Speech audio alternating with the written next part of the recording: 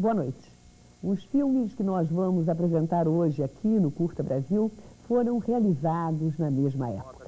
Um Dia Maria, filme de Marco Antônio Simas, é de 1986 e O Bebê, de Ana Maria Magalhães, é de 1987. Embora partindo de argumentos bem diferentes, estes dois filmes não chegam a ser totalmente estranhos um ao outro.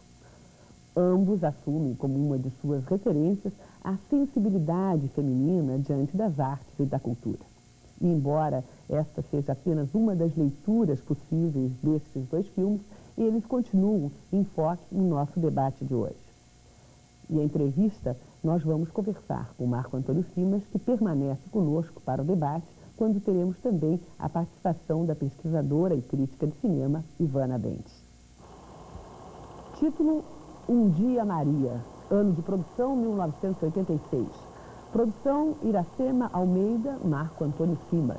Roteiro e direção: Marco Antônio Simas.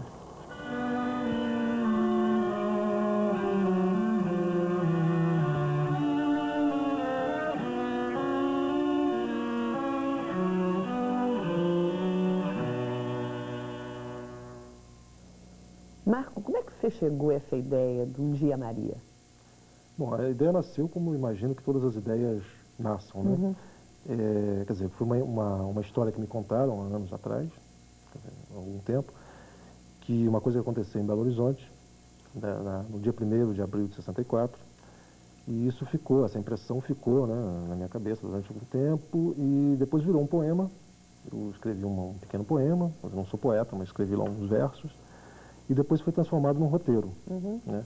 Na verdade, quer dizer, era uma história que era um pouco maior, quer dizer, ela tinha uma outra história, que passava entre um casal que estaria se amando naquela noite, e acontece o golpe. Naquela madrugada, né? Naquela madrugada, acontece o golpe e há uma discussão entre eles, porque ela era de uma família de esquerda e ele era parente de militares, etc. e tal. Então essa coisa acontecia por aí.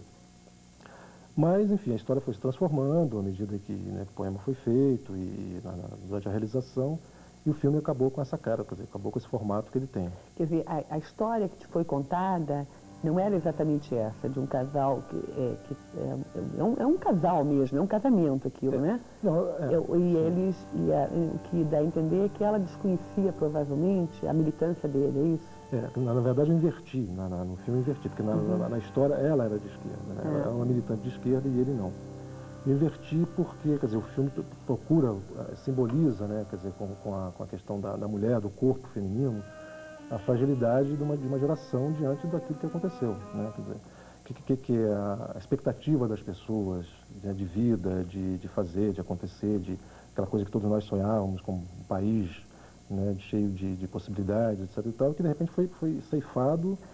Agora, eu sei, Marco, mas quando você coloca, por exemplo, que o filme é datado, né, como você bem disse, quer dizer, ele passa na madrugada, nas férias, na madrugada do 1º de abril de 64, quer dizer, esse casal é surpreendido, né, entre aspas, e aí ela que fica e que passa por todas aquelas situações, né, aqueles vexames, aqueles constrangimentos todos, mas você também joga uma coisa, né, o tempo todo no filme, não só a música tem né, sublinha muito o conflito, a carga dramática do filme, como também você traz o tempo todo a personagem feminina como uma instrumentista, como uma artista que estaria duplamente sufocada. É essa a ideia que ele teve?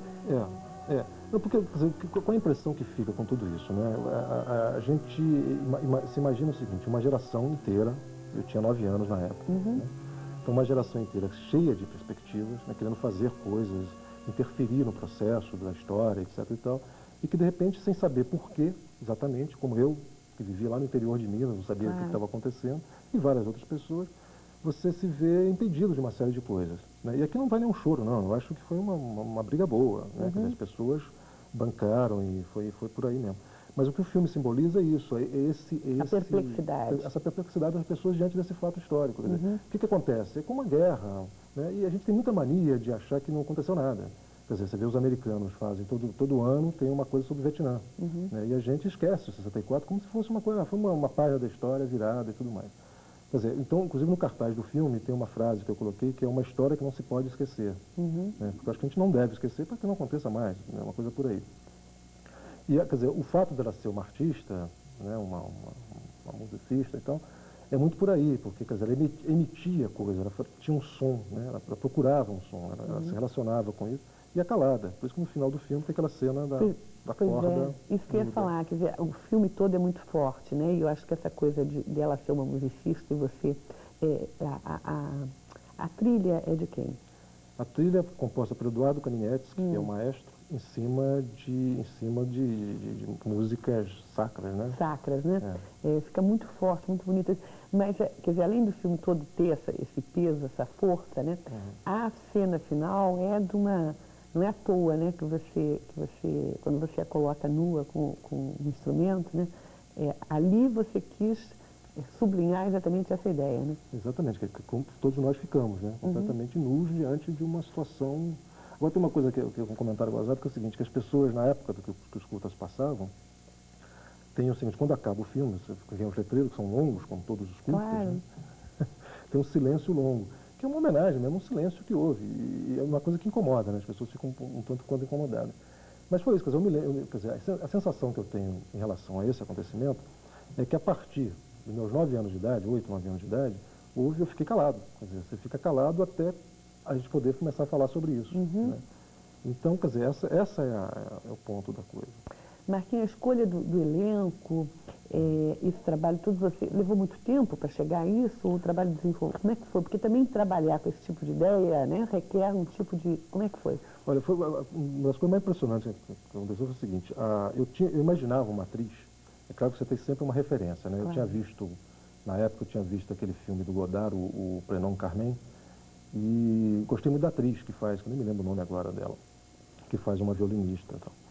E eu imaginava a atriz, quer dizer, o personagem, uma pessoa parecida com aquela pessoa. E pensei, procurar em escola de teatro e por aí afora. E não consegui achar. E um dia eu estou entrando num lugar, trabalhava era sócio de uma produtora, Corisco, e quando eu saio do elevador, está a Adriana Hatz, né, sentada na escada, e eu levei um susto, realmente levei um susto, porque eu cheguei a ficar trêmulo, porque ela estava ali, ela a Maria que eu tinha imaginado, né? E ela nunca tinha sido atriz, tinha sido dançado balé só e tudo mais, e a gente fez um trabalho lindíssimo de uns 2 meses. Ela inclusive aprendeu a tocar o violoncelo, ela chegou a tirar a música do filme no violoncelo, né? Quer dizer, não é ela que gravou, evidentemente, claro, ela chegou a mas tocar. essa identidade, essa harmonia na equipe, na realização, isso fica evidente. Quer ver? Dá uma conferida.